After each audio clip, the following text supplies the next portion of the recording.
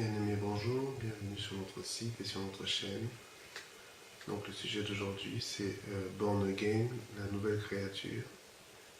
Nous allons commencer par la prière préliminaire que j'aime bien faire. Donc prends ta Bible, prie avec moi et pense ces mots. Amen. Voici ma Bible, tout ce qu'elle dit que je suis, je le suis. Tout ce qu'elle dit que j'ai, je l'ai. Tout ce qu'elle dit que je peux faire, je peux le faire. Je suis la justice de Dieu en Christ. Je puis tout par Christ qui me fortifie. Je suis sur le point de recevoir la semence éternelle, la parole de mon Dieu. Je ne serai plus jamais le même au nom de Jésus-Christ. Amen. Donc ce sujet, Born Again, la nouvelle créature. Donc Born Again, ça veut dire né de nouveau. Donc en anglais. Et pourquoi ce sujet? Donc on remarque qu'il y a des chrétiens qui marginalisent d'autres chrétiens, des gens d'autres dénominations, en disant que ce sont des born again. Ceux-là, c'est des nés de nouveau. Et donc c'est important de voir ce que Jésus en dit. Amen. Et donc dans Jean 3,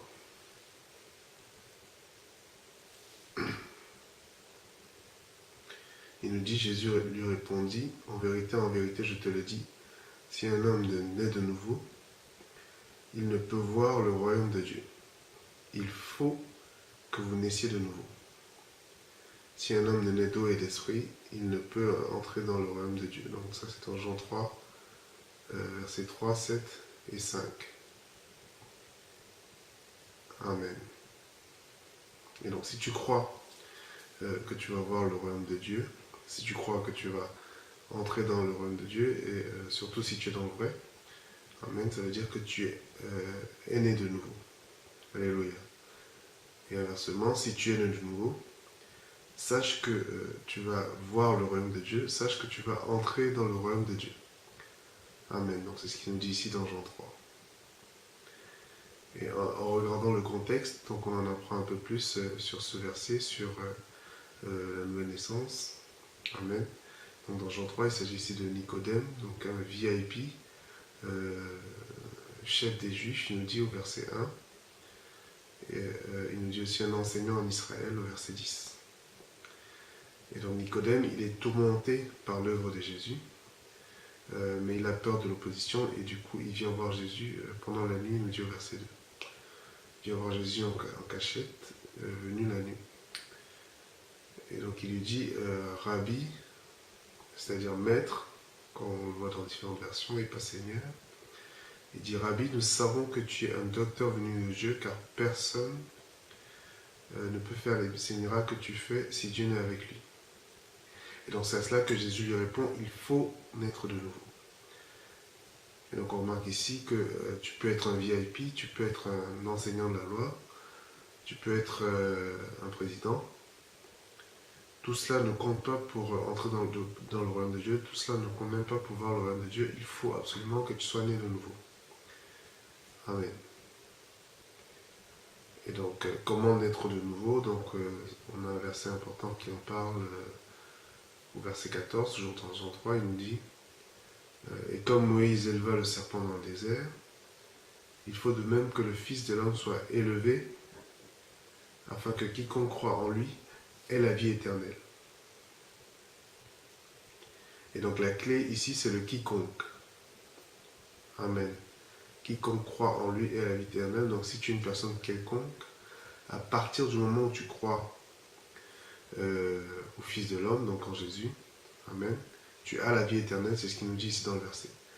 Et c'est quelque chose qui se répète aussi dans plusieurs passages dans la parole. On le voit par exemple, donc des passages qui montrent que le salut, donc être sauvé, avoir la vie éternelle, ça veut dire croire en Jésus. Il nous dit par exemple ici dans Jean 3, 16, il nous dit la même chose. Donc un verset très connu, car Dieu a tant aimé le monde, qu'il a donné son Fils unique, afin que quiconque croit en lui ne périsse point. Donc si tu crois en lui, tu ne péris point, amen. Mais ait la vie éternelle. Donc non seulement tu ne péris point, amen, mais en plus tu as la vie éternelle, parce que tu as cru en lui. Il nous redit aussi la même chose dans Romains 10, donc verset 9 à 11. Si tu confesses de ta bouche le Seigneur Jésus, non pas le Maître Jésus, mais le Seigneur Jésus, amen. Et si tu crois dans ton cœur que Dieu l'a ressuscité des morts, tu seras sauvé. Car c'est en croyant du cœur que l'on parvient à la justice, et c'est en confessant de la bouche que l'on parvient au salut, selon ce que dit l'Écriture. Quiconque croit en lui ne sera point confus. Il nous redit aussi dans Acte 16, 31, crois au Seigneur Jésus, et tu seras sauvé, toi et ta famille, et tu seras sauvé, toi et ta maison, en fonction des versions. Donc on voit ici que la clé, ça commence par croire en lui, croire au Seigneur Jésus, amen. Et ensuite, on est sauvé ou on a la vie éternelle. Donc c'est deux choses qui vont ensemble ici. Amen. Et donc, croire au Seigneur Jésus, ça implique croire que Jésus-Christ est le Messie, le Fils unique venu de Dieu, et que Dieu a ressuscité des morts pour nous sauver de la perdition, pour nous sauver de la damnation éternelle, pour nous sauver de la colère de Dieu. Amen. Et c'est aussi croire que Jésus-Christ est Seigneur et non pas roi, amen, et non pas maître. Et donc Seigneur, ça implique une autorité suprême, celui qui a le dernier mot dans ta vie et dans ma vie. Amen. Et donc le mot grec ici qui est utilisé, c'est kurios, donc une autorité suprême, par exemple un roi ou un empereur. Ça veut aussi dire de croire que Jésus-Christ est Dieu. Parce qu'il y a des doctrines et des religions, des doctrines chrétiennes ou des religions où Jésus n'est pas le Fils de Dieu, où Jésus n'est pas mort, Jésus n'est pas ressuscité. Mais le salut n'est pas dans ces croyances-là. Le salut, c'est vraiment dans le fait de croire que Jésus-Christ est mort et ressuscité et qu'il est le Fils de Dieu. Amen. Alléluia. Et donc la parole nous enseigne une analogie, comme on l'a vu dans Jean 3, entre Jésus mort à la croix et élevé. Amen. Il nous dit dans Jean 3. Et le voir sur la croix élevé donne la vie éternelle. Et donc on a une analogie entre ça et Moïse qui a élevé le serpent dans le désert. Et les gens, donc on va le voir tout à l'heure, dans Nombre 21, c'est dans Nombre 21 que se passe cette histoire. Donc les enfants d'Israël étaient dans le désert et ils n'arrêtaient pas de murmurer et de se plaindre, en dépit de la constante faveur et en dépit de la constante provision de Dieu. Amen. Donc dans Nombre 21, il nous dit au verset 3, l'Éternel entendit la voix d'Israël et livra les Cananéens. On les dévoie par interdit, eux leur ville, et on nomma ce lieu Horma. Donc là, on a une image de la constante faveur et la constante provision de Dieu. Et donc, ils partirent de la montagne de Hor par le chemin de la mer Rouge pour contourner le pays d'Édom. Le peuple s'impatienta en route et parla contre Dieu et contre Moïse. Pourquoi nous avez-vous fait monter hors d'Égypte, pour que nous mourions dans le désert, car il n'y a point de pain, il n'y a point d'eau, et notre âme est dégoûtée par cette misérable nourriture. Et donc la misérable nourriture ici, c'est la manne, la parole nous dit dans les psaumes, le pain des champions, le pain qui descend du ciel, donc l'image du Seigneur Jésus. Et donc, que Dieu a fait tomber dans le désert toujours à cause de leur murmure, mais là, ils sont encore au point culminant de leur murmure. Ils parlent carrément contre la manne, donc l'image du Seigneur Jésus ici. Notre âme est dégoûtée par cette misérable nourriture. Alors, le Seigneur envoya contre le peuple des serpents brûlants. Donc, l'Éternel envoya ici, c'est en hébreu... on a des temps permissifs et des temps causatifs. Et donc ici, c'est un temps permissif, ça veut dire que Dieu n'avait pas des serpents brûlants envoyés sur ses enfants, mais à cause de leur murmure, ils se sont éloignés de Dieu et ils se sont éloignés de la protection de Dieu, si bien que les serpents qui étaient déjà là dans le désert les ont mordus. Amen. Donc, ils se sont éloignés de la protection et ça a permis à ce que les serpents les mordent. Amen. Donc ils mordirent le peuple et il mourut beaucoup de gens en Israël. Le peuple vint à Moïse et dit, nous avons péché car nous avons parlé contre l'Éternel et contre toi. Prie l'Éternel afin qu'il éloigne de nous ces serpents. Moïse pria pour le peuple, verset 8. L'Éternel dit à Moïse, fais-toi un serpent brûlant, donc il est là le serpent, place-le sur une perche, et quiconque aura été mordu et le regardera conservera la vie. Moïse fit un serpent d'airain, et le plaça sur une perche, et quiconque avait été mordu par un serpent et regardait le serpent d'airain conservait la vie. Amen. Gloire à Dieu. Et donc le serpent d'airain ici, qui nous dit aussi le serpent brûlant, c'est en fait un serpent en bronze. Le serpent d'airain, c'est le serpent de bronze, donc dans d'autres versions, tu verras à la place du serpent d'airain un serpent de bronze. Et le bronze, c'est l'image du jugement divin. Amen. Donc, il n'y a pas de détails insignifiants dans la Bible. Même les métaux ont une signification. Le bronze, c'est l'image du jugement divin. Donc, on voit par exemple dans la construction de l'autel du tabernacle, qui reçoit le feu du jugement divin, à Exode 25. Et donc, l'autel du tabernacle est en bronze.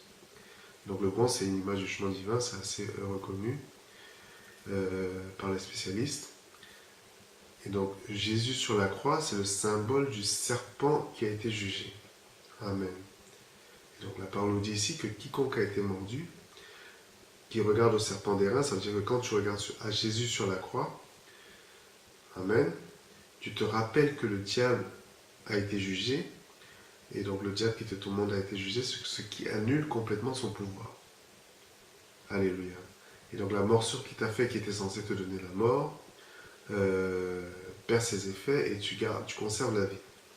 Amen. C'est pour ça qu'il nous dit ici, quiconque a été mordu regardera et conservera la vie. Alléluia. Et donc c'est pour ça qu'il y a une analogie entre le serpent d'airain et Jésus élevé sur la croix. Et c'est là le symbolisme de cette parabole. Gloire à Dieu. Et donc c'est quoi sauver? C'est quoi le salut? Donc on va voir la signification dans le lexique hébreu et grec.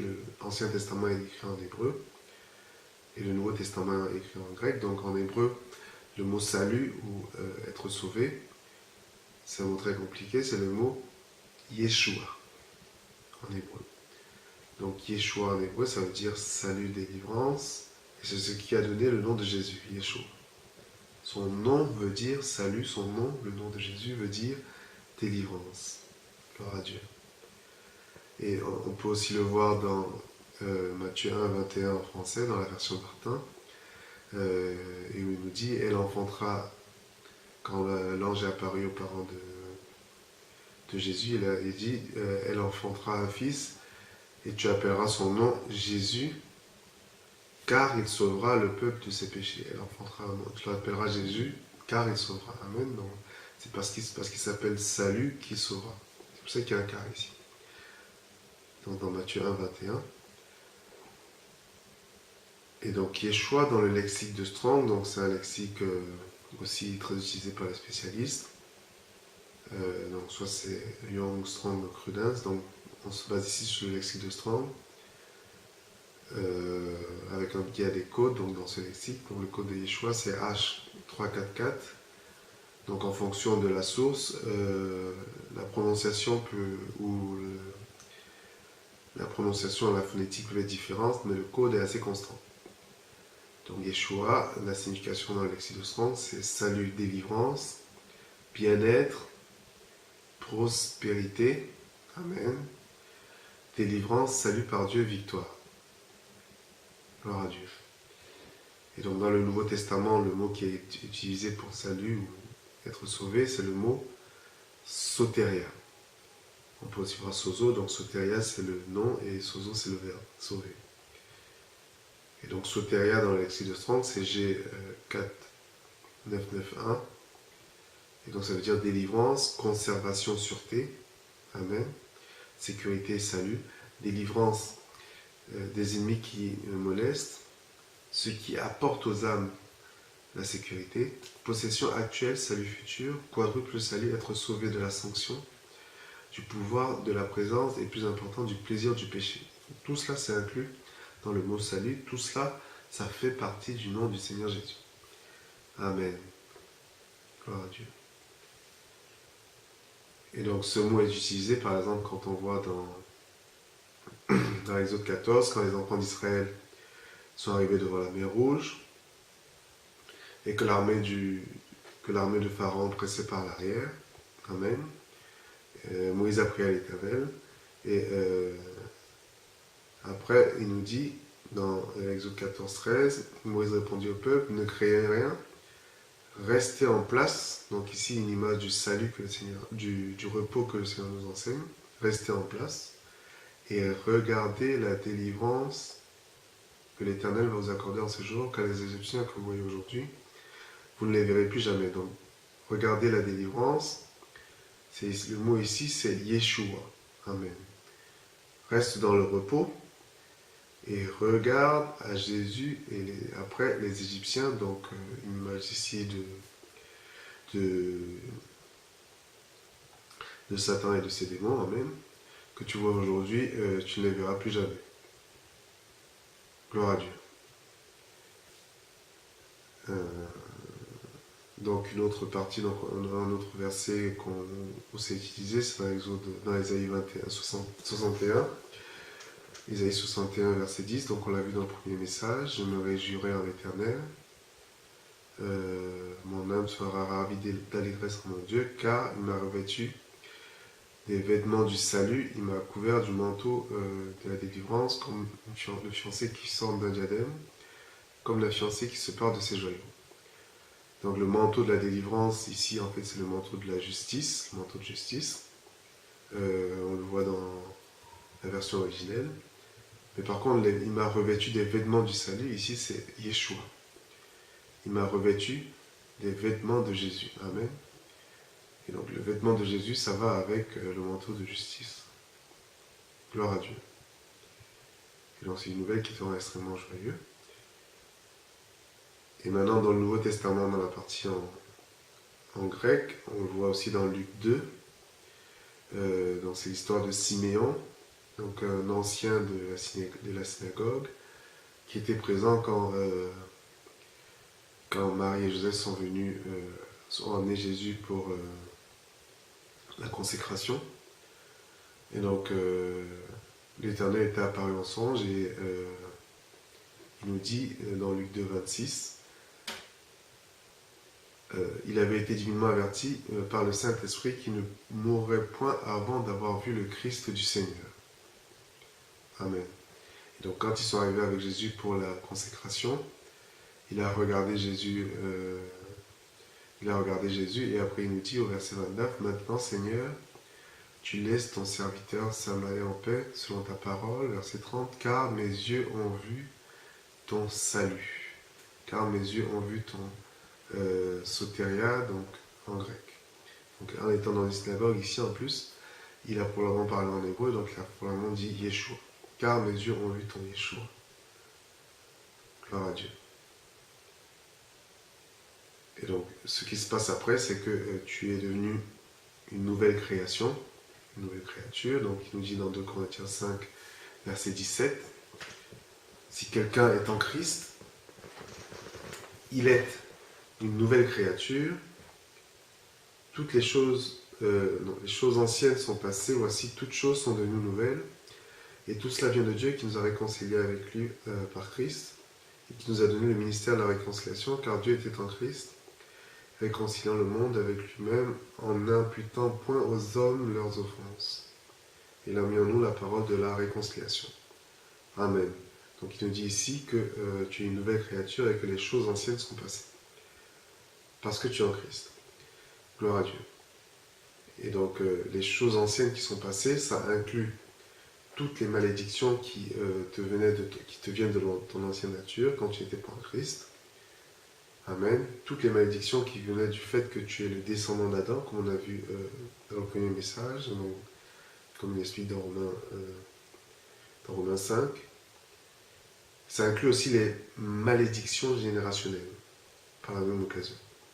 Toutes ces choses-là sont passées, donc elles n'ont plus d'emprise sur toi. Amen. Toutes choses sont devenues nouvelles, ça veut dire que tu es maintenant dans une nouvelle relation spirituelle avec Dieu. Et donc, tout ça n'a plus aucune influence sur toi, sur ta vie, sur ton passé, sur tes enfants. Gloire à Dieu.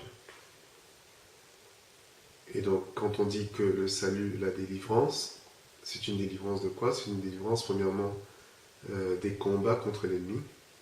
On le voit dans l'histoire de Jéricho, donc la prise de Jéricho, où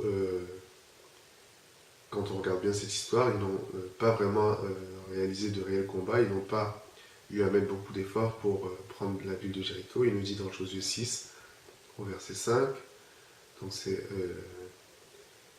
l'Éternel qui parle à Josué, il nous dit quand ils sonneront de la corde retentissante, quand vous entendrez le son de la trompette, tout le peuple poussera des grands cris, alors la muraille de la ville s'écroulera, le peuple montera chacun devant soi. Et donc c'est effectivement arrivé, verset 16, à la 7e fois.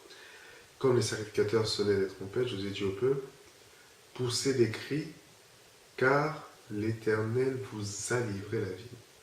Ils n'ont pas encore pris la ville, mais l'Éternel vous a déjà livré la ville. Gloire à Dieu.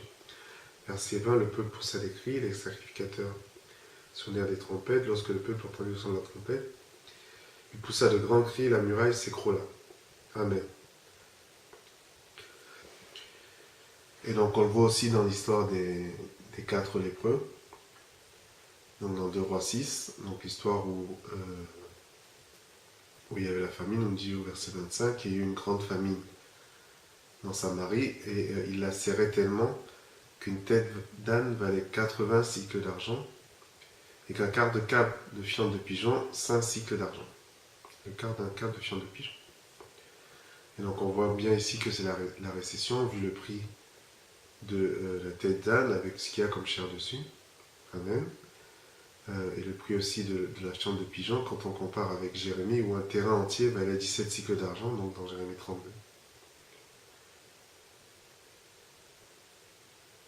Et verset 28, il nous dit, et le roi dit, donc c'est une femme qui est venue voir le roi pour se plaindre, qu'as-tu Elle répondit, cette femme-là m'a dit, donne-moi ton fils, donne ton fils, nous le mangerons aujourd'hui, et demain, nous mangerons mon fils. Et donc on voit ici que c'est tellement la récession que les femmes en venaient à manger leurs enfants. Amen. Donc ça confirme aussi le fait que, parce qu'il y a certains commentateurs qui disent que la fiente de pigeon c'était des légumes, et donc je pense que c'était vraiment de la fiente de pigeon quand on voit le prix 5 cycles d'argent en comparaison à la tête d'âne et au fait que les femmes en venaient à manger leurs enfants. Donc au chapitre suivant, de Roi 7, verset 1, la parole de l'Éternel est arrivée. Il nous dit, et disait, écoutez la parole de l'Éternel, ainsi par l'Éternel, demain à 7 heures, on aura une mesure de fleur de farine pour un cycle et 2 mesures d'orge pour un cycle, à la porte de Samarie. Verset 2, donc l'officier du roi est dans l'incrédulité, et il nous dit au verset 2, l'officier du roi sur lequel... L'officier sur la main duquel s'appuyait le roi répondit à l'homme de Dieu, quand l'Éternel ferait des fenêtres au ciel, pareille chose arriverait-elle? Et Élisée lui dit, tu le verras de tes yeux, mais tu n'en mangeras point. Donc une image ici du diable, amen, qui va à l'encontre de la promesse de Dieu, et qui essaie de convaincre son entourage que c'est impossible et que la parole de Dieu est fausse. Amen. Donc on le verra plus en détail après. Et verset 3, il dit, il y avait à l'entrée de la porte de Samarie 4 lépreux, qui se dirent l'un à l'autre, quoi, resterons-nous ici jusqu'à ce que nous mourions? Si nous songeons à entrer dans la ville, la famine est dans la ville, et nous y mourrons. Si nous restons ici, nous mourrons également. Allons nous jeter dans le camp des Syriens. Si nous laissent vivre, nous vivrons, et si nous font mourir, nous mourrons. Et donc ces lépreux-là, ils sont arrivés à une situation à laquelle on arrive souvent, c'est-à-dire que on en a marre d'en avoir marre, on en a marre de la situation, amen. Et on ne voit pas trop comment s'en sortir, toutes les options nous paraissent impossibles, et parfois il faut tenter quelque chose. Amen. Gloire à Dieu. Et donc il faut suivre aussi la voie du Saint-Esprit et tenter quelque chose, et après tu serais surpris de voir ce que Dieu ferait de ton opportunité que tu auras saisie. Et donc c'est ce qu'ils ont fait, ils sont allés dans le camp des Syriens. Il nous dit au verset 5, ils partirent donc au crépuscule pour se rendre au camp des Syriens. Lorsqu'ils furent arrivés à l'entrée du camp des Syriens, voici, il n'y avait personne. Amen. Le Seigneur avait fait entendre dans le camp des Syriens un bruit de grands chars, un bruit de chevaux, le bruit d'une grande armée, et ils s'étaient dit l'un à l'autre, voici le roi d'Israël a pris à sa solde. Contre nous, les rois des Étiens et les rois des Égyptiens pour venir nous attaquer. Ils se levèrent et prirent la fuite au crépuscule, abandonnant leurs tentes, leurs chevaux, leurs ânes, le camp tel qu'il était. Ils s'enfuirent pour sauver leur vie. Alléluia. Donc, ce qui s'est passé ici, c'est que quand les lépreux ont pris cette opportunité, ils ont essayé d'aller vers le camp ennemi. Amen. Donc, ceux qui pensaient aboutir à la mort a fait en fait une grande victoire, et on verra après que c'est eux qui ont rapporté la bonne nouvelle au camp des Hébreux, et donc ils sont devenus des héros. Ils sont passés des mendiants à la porte au statut de héros. Gloire à Dieu. Parce qu'ils ont pris cette opportunité d'aller dans le camp ennemi. Amen. Et donc ce qui s'est passé, c'est que quand tu te rends dans le camp ennemi, c'est que c'est l'Éternel qui combat pour toi. Et ce qui se passe, c'est que l'ennemi a une telle frayeur de ce que l'Éternel fait dans ta vie qu'il est obligé de s'enfuir. Donc les Syriens sont partis en laissant derrière eux la nourriture, les chevaux, l'argent et l'or. Donc c'est le butin, amen, que les lépreux ont trouvé en premier avant d'alerter le reste du camp. Et donc ils se sont en plus enrichis de par cette action-là de s'en rendre vers le camp ennemi. Avec la victoire où l'Éternel a combattu pour eux.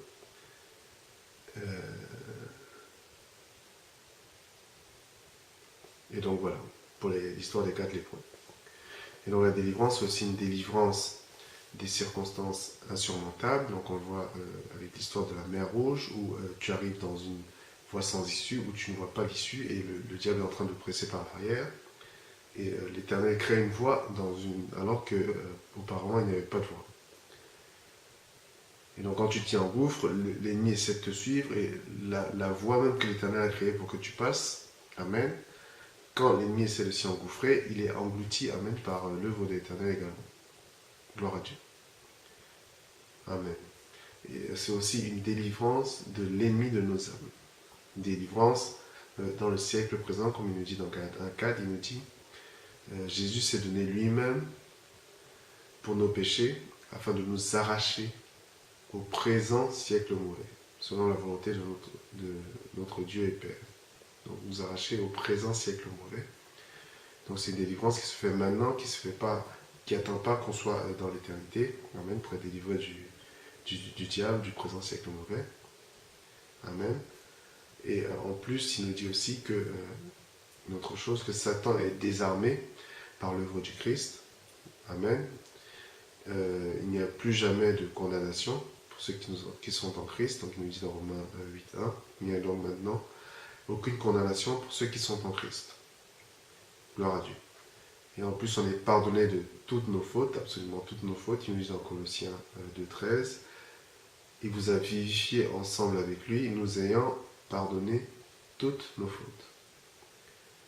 Et donc, il y a cette histoire d'un pasteur qui lisait la Bible et qui arrive sur ce verset, donc Colossiens 2:13, nous ayant pardonné de toutes nos fautes, et le Seigneur lui a parlé, lui a dit, est-ce que tu crois vraiment que je t'ai pardonné de toutes tes fautes? Et donc il se rend compte qu'il n'avait pas fait attention à ce verset, et il dit, non, c'est vrai Seigneur, je ne m'en étais pas rendu compte de mémoire. Et donc le Seigneur lui a dit que moi, je t'ai pardonné de toutes tes fautes, mais la raison pour laquelle tu es resté dans la servitude, c'est que toi, tu ne te les as jamais pardonnées. Et donc de mémoire, il était en pleurs, donc il a réalisé ce verset, donc Colossiens 2:13, il nous a pardonné de toutes nos fautes. Gloire à Dieu. Donc toujours dans ces versets qui parlent de la rédemption absolue, donc Acte 10:34, donc le témoignage de Pierre, il dit au sujet de Jésus, tous ceux qui croient reçoivent la rémission des péchés. Donc c'est un pardon absolu, une rédemption absolue ici, sans aucune qualification, à partir du moment où tu crois. Gloire à Dieu. Donc c'est une délivrance aussi vers la terre promise. Donc, on le voit souvent dans l'Ancien Testament où Dieu dit « Je vous ai donné alors même que les enfants d'Israël n'ont pas encore acquis ce que Dieu leur a donné. » On voit par exemple dans Deutéronome 1.8 ou dans Deutéronome 9.23. Je vous donne, je vous ai donné, et maintenant allez posséder vos possessions. Gloire à Dieu. Donc c'est une délivrance vers la terre promise, et il faut aller posséder sa possession. Et la possession c'est quoi? Il nous dit dans 2 Corinthiens 1.20 que toutes les promesses de Dieu, Amen, en Christ sont oui et Amen. Ça veut dire que toutes les promesses que tu vois, elles sont aussi vraies pour toi, Amen. Elles sont vraies pour toi à partir du moment où tu es en Christ et à partir du moment où tu y crois. C'est ce que veut dire Amen. Gloire à Dieu. Toutes les promesses de Dieu sont oui et Amen. Il nous dit aussi dans Romains 5.19, il nous dit que nous recevons, on l'a vu dans le premier message, l'abondance de grâce, ceux qui reçoivent l'abondance de grâce et du don de justice pour régner dans la vie. Donc la promesse c'est aussi que nous soyons des rois, Amen, que nous régnons dans la vie, présentement, gloire à Dieu, avec tout ce que cela implique. Donc des promesses qui sont incluses de provision abondante et de santé divine. Amen. Et donc toujours dans les promesses, il nous dit dans Corinthiens 2.9, mais comme il est écrit, ce sont des choses que l'œil n'a point vues, que l'oreille n'a point entendues et qui ne sont point montées au cœur de l'homme, ces choses que Dieu a préparées pour ceux qui l'aiment. Donc ce sont des choses absolument ineffables, des choses qu'on ne peut pas raconter, des choses qui sont inimaginables, Amen, que Dieu a préparées pour nous. Donc ça fait partie aussi de cette terre promise vers laquelle on est délivré. Gloire à Dieu. Donc dans Habakkuk 1, verset 5, c'est dans le même esprit. Il dit, jetez les yeux parmi les nations, regardez et soyez pris d'étonnement et d'épouvante, car je vais faire en vos jours une œuvre que vous ne croiriez pas si on vous la raconter. Gloire à Dieu. Alléluia. Et donc en plus, une fois que tu es en Christ, tu es vraiment libre. Amen. Donc il nous dit dans Jean 8, verset 36, celui que le Fils a franchi est vraiment libre. Et donc ce n'est pas le cas sans Jésus, et donc on croit qu'on est libre sans Jésus, mais en fait on est esclave de choses qui nous dominent, ce qui n'est pas le cas en Christ, Amen, gloire à Dieu. Donc il nous dit dans Jean 36, celui que le Fils a franchi est vraiment libre. Et en plus on est libéré de la loi du péché et de la mort, il nous dit dans Romains 8.2, en effet, la loi de l'esprit de vie en Jésus-Christ m'a affranchi de la loi du péché et de la mort. Amen. Donc il y a cette histoire avec John G. Lake dans un contexte épidémique. Donc il touchait les malades avec... il n'avait pas de gants même quand il touchait les malades. Et donc les scientifiques lui ont demandé ce qu'il prenait. Et il leur a répondu, je prends ce verset, en gros, Romains 8.2, la loi de l'esprit de vie. En Jésus-Christ m'a affranchi de la loi du péché et de la mort. Et donc les scientifiques ne comprenaient pas, donc il a dit prenez des cellules de ma peau et mettez-les au microscope. Et donc mettez-les au microscope et mettez des cellules atteintes à proximité. Donc les scientifiques l'ont fait et les cellules malades, donc les germes, mouraient au contact des cellules de la peau de John G. Lake. Amen. Donc la loi de l'esprit de vie m'a libéré, m'a affranchi de la loi du péché et de la mort. Ça veut dire que quand on était sous la loi, Amen, si tu péchais, ça aboutissait à la mort. Maintenant que tu as été libéré de la loi du péché et de la mort, ça veut dire que même si tu as péché, tu ne mourras pas. Amen. Gloire à Dieu.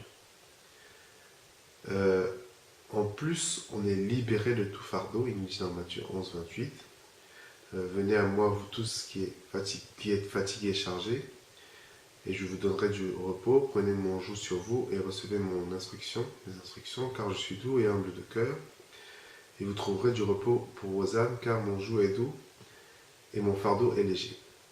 Amen. Donc on est libéré de tout fardeau. L'œuvre de Christ inclut aussi le fait qu'on puisse déposer sur lui, au pied de sa croix, ou lui donner tous nos soucis. Amen. Il nous dit aussi dans Pierre 5, 7, déchargez-vous sur lui de tous vos soucis, car lui-même prend soin de vous.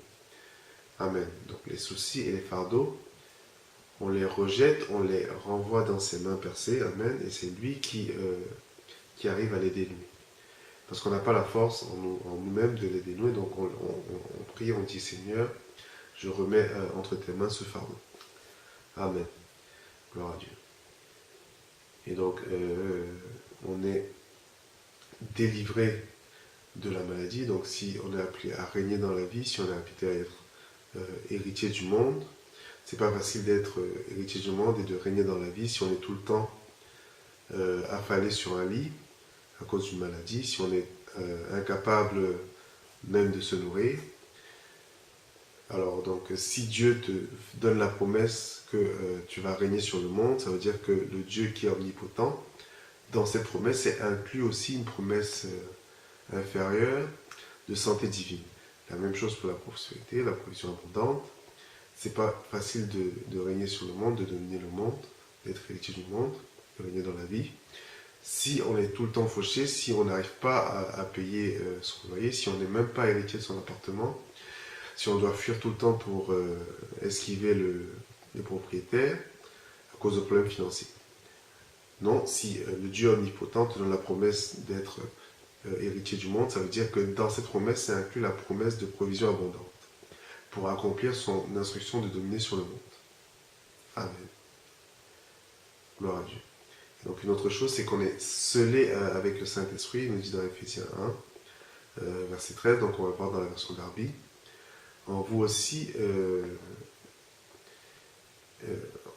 en qui vous aussi avez espéré, et entendu la parole de la vérité, l'évangile de votre salut, auquel aussi ayant cru, vous avez été scellés du Saint-Esprit de la promesse. Donc quand on a cru, Amen, on a été scellés du Saint-Esprit. Amen. Ce qui est différent après du baptême du Saint-Esprit, on le verra dans un autre message. Il nous dit aussi dans Ephésiens 4:30, n'attristez pas le Saint-Esprit de Dieu par lequel vous avez été scellés pour le jour de la rédemption. Gloire à Dieu. Donc il nous montre aussi ici qu'on est scellé pour le jour de la rédemption. Ça veut dire que tu ne peux pas être décellé avant le jour de la rédemption. Celui qui a des oreilles pour entendre, entend. Donc en étant né de nouveau, on est scellé du Saint-Esprit. Gloire à Dieu. Amen. Et donc le Seigneur nous donne aussi un corollaire du fait d'être sauvé, le pouvoir de chasser les démons et de purifier les lépreux. Il nous dit dans Marc 16, verset 17, « Voici les miracles qui accompagneront, non pas les pasteurs, non pas les grands hommes de Dieu, les miracles qui accompagneront ceux qui auront cru. En mon nom, ils chasseront les démons, ils parleront de nouvelles langues, gloire à Dieu, ils saisiront des serpents, et s'ils boivent quelques breuvages mortels, il ne leur fera point de mal. Ils imposeront des mains sur les malades, ils imposeront des mains sur les malades, et les malades seront guéris. » Gloire à Dieu. Et donc c'est une promesse, pas pour les pasteurs, mais c'est pour ceux qui ont cru. Donc c'est inclus aussi, en tant que corollaire du salut, du fait d'avoir cru en Jésus et d'être sauvé. Amen. Donc autre chose aussi, on est couvert par ce que j'appelle l'agneau de la Pâque. Donc dans Exode 3, il nous dit, dans Exode 12, verset 13, c'est l'histoire de la première Pâque pour les enfants d'Israël. Le sang vous servira de signe. Sur les maisons où vous serez. Quand je verrai le sang et je passerai par-dessus vous. Et il n'y aura point de plaie qui vous détruise quand je frapperai le pays d'Égypte. Donc le sang de l'agneau de Pâques que les enfants d'Israël ont mis sur les lenteaux de la porte, qui leur servait de signe pour que l'ange destructeur ne détruise pas leurs premiers-nés, mais qui détruise uniquement les premiers-nés des enfants d'Égypte. C'est une image du sang de l'agneau divin, Amen, qui a été sacrifié pour toi à la croix, et son sang, c'est aussi une couverture pascale pour celui qui est sauvé. Une couverture pascale qui fait que tout ange destructeur, Amen, est obligé de passer par-dessus parce qu'il voit le sang. Et on voit ici dans ce verset que le Seigneur dit, quand je verrai le sang, je passerai par-dessus, ce qui veut dire que ce n'est pas toi, ce n'est pas les enfants d'Israël dans la maison qui voient si le voisin a mis le sang sur la porte pour savoir si l'Éternel va passer par-dessus. C'est l'Éternel qui est à l'extérieur, qui voit le sang sur la porte et qui sait Amen, qui est couvert par le sang de la Pâque. Toi, tu ne peux pas savoir clairement avec certitude si ton voisin a mis le sang sur la porte, sur sa porte, parce que toi, tu es reclus dans ta maison avec le sang sur ta porte. Mais c'est l'Éternel, il dit, quand je verrai le sang, je passerai par-dessus. Amen. Gloire à Dieu.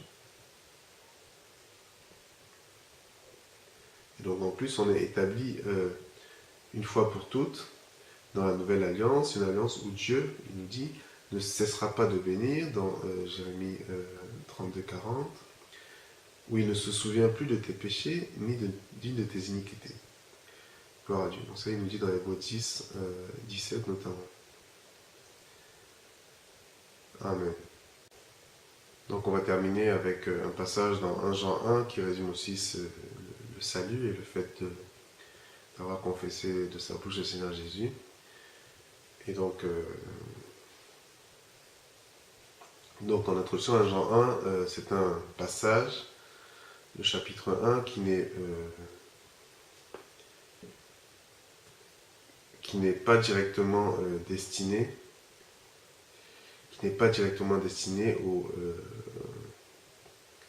aux croyants, parce qu'en fait c'est une époque où il y avait du gnosticisme dans l'Église, donc c'est une secte qui croit que en fait, les membres de cette secte croient qu'ils n'ont pas de péché en eux, qu'ils sont des dieux, et donc c'est une secte qui avait dans l'Église à cette époque-là. Et donc le 1 Jean 1, on voit clairement que ça s'adresse directement à eux. Il nous dit, par exemple, dans 1 Jean 1, 9, si nous disons que nous n'avons pas péché, nous nous séduisons nous-mêmes et la vérité n'est point en nous. Donc là, on voit qu'il s'adresse directement aux gnostiques. Il dit aussi au verset 10, si nous disons que nous n'avons pas péché, nous le faisons menteur, donc Jésus, et sa parole n'est pas en nous. Gloire à Dieu. Donc là, il s'adresse directement aux gnostiques. Donc le verset qui est au milieu, c'est le verset 9, il nous dit, si nous confessons nos péchés, donc il leur dit ce qu'il faut qu'ils fassent, mais qui est aussi vrai pour nous qui avons confessé nos péchés, gloire à Dieu, si nous confessons nos péchés, il est fidèle et juste pour nous les pardonner et pour nous purifier de toute iniquité. Amen. Et donc on voit bien que 1 Jean 1 n'est pas écrit directement aux croyants, parce que dans 1 Jean 2, il commence 1 Jean 2 par mes chers enfants, de mémoire, mes très chers enfants. Et donc c'est c'est une salutation avec laquelle on commence souvent les épîtres aux croyants.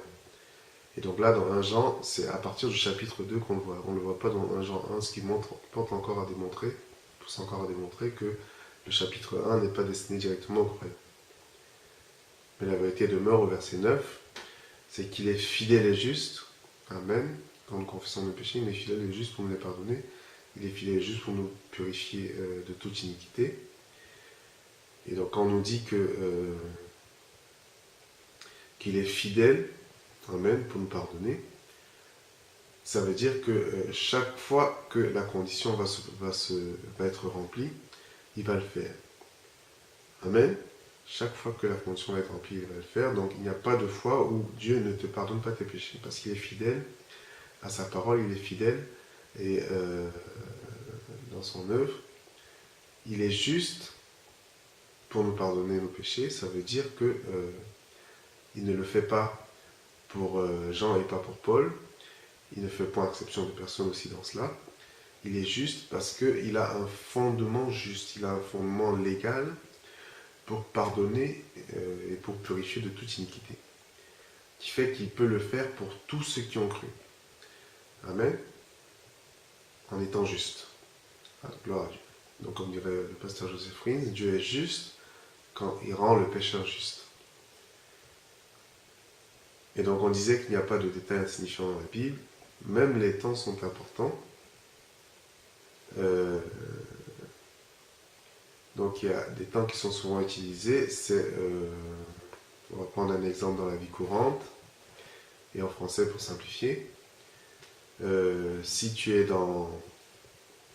supposons que tu sois en famille le soir et que vous soyez en train de manger, et ta belle-mère t'appelle. Gloire à Dieu, l'enfant de Dieu aime sa belle-mère comme lui-même. Donc ta belle-mère t'appelle pendant que vous êtes en train de manger, et elle te demande ce que vous faisiez, et tu lui réponds, on mangeait. Amen. Donc là, tu vas utiliser l'imparfait. L'imparfait, et donc le temps correspondant dans le grec, dans la langue originelle du Nouveau Testament. Ouais, non, la langue correspondante, c'est aussi l'imparfait, le temps imparfait. Donc, pour simplifier, on va dire que tu as effectué une action imparfaite, c'est-à-dire que dans le temps en grec, ils disent que c'est une action que tu as commencée dans le passé et qui s'est interrompue, amen, mais qui va continuer, qui s'est continué, qui s'est prolongé dans le parfait, qui s'est prolongé, qui a des répercussions encore maintenant, qui se prolongent. Amen. Donc, elle s'est interrompue quand on t'a appelé, c'est là que vous vous êtes arrêté de manger. Donc, la chose s'était accomplie de manière imparfaite, on va dire, pour simplifier, parce qu'elle va continuer, après que tu es rapproché, tu vas continuer à manger. Et donc, il y a un autre temps qu'on utilise dans le grec, qui est le parfait, donc le contraire de l'imparfait. Donc, dans le grec, c'est le temps parfait. En français, ça correspondrait plus au passé composé. Supposons par exemple que la belle-mère appelle des heures après que vous ayez mangé. Et donc elle demande ce que vous avez fait. Peut-être vous regardez la télé, vous faites une étude. Et par contre là, tu vas lui dire on a mangé. Donc là, tu désignes une action qui s'est passée dans le passé. Amen. Et qui s'est terminée dans le passé. Et au moment où tu parles, elle n'a plus lieu. Elle a des répercussions, mais elle n'a plus. Elle a été accomplie dans le passé. Pour simplifier, on va dire de manière parfaite. Gloire à Dieu. Et donc dans 1 Jean 1,9, il est fidèle et juste pour nous les pardonner et pour nous purifier. Les deux temps sont au parfait. Alléluia. Au parfait, donc une action qui s'est passée dans le passé de manière parfaite. Amen. Et qui s'est arrêtée dans le passé, qui a des répercussions présentes. Amen. Mais Dieu ne va pas redescendre pour te repardonner maintenant. Il a pardonné au moment où Jésus a donné sa vie sur la croix. Amen. C'est par l'œuvre de Christ que Dieu t'a pardonné. Et aujourd'hui, tu reçois son pardon, mais ce n'est pas quelque chose qui se refait aujourd'hui. Amen. C'est quelque chose qui s'est fait dans le passé et qui est accompli. Tout est accompli, il nous a dit. Gloire à Dieu. Donc, en résumé, être sauvé, c'est confesser que Jésus-Christ est Seigneur et que Jésus-Christ est Dieu. Croire que Dieu l'a ressuscité des morts pour nous sauver. Amen. Sa mort nous a sauvés. Donc de la damnation éternelle, de la colère de Dieu, amen, du jugement divin. Regarder à la croix et se rappeler, se sauver, c'est regarder à la croix aussi, se rappeler que le serpent, le diable, est déjà jugé. Amen. Ce qui fait que son œuvre est complètement dépourvue de pouvoir. Amen. Et ensuite, suite à cela, tu es devenu une nouvelle créature. Les choses anciennes sont passées, y compris les malédictions qui viennent de ton ancienne nature, de ta nature du premier Adam, de ta nature pécheresse. Amen. Donc toutes choses sont devenues nouvelles, ça veut dire que les choses nouvelles qui viennent de ta nouvelle nature, de ta nature spirituelle, de ta nature en Christ, amen. Donc les bénédictions qui sont attachées à l'œuvre partielle de Christ sont maintenant ton partage. Gloire à Dieu. Et donc la délivrance, c'est le nom de Jésus, et c'est une délivrance que Dieu effectue. Il nous délivre des combats le plus souvent, sans qu'on ait à fournir d'efforts pour la bataille, parce que c'est lui-même qui combat nos combats. Gloire à Dieu. Donc, médite encore sur ce message. Laisse un message sur notre site ou sur notre chaîne. N'abandonne pas la grâce de Dieu. Et rappelle-toi, c'est par la foi et la persévérance qu'on hérite les promesses. Que Dieu te bénisse. Amen.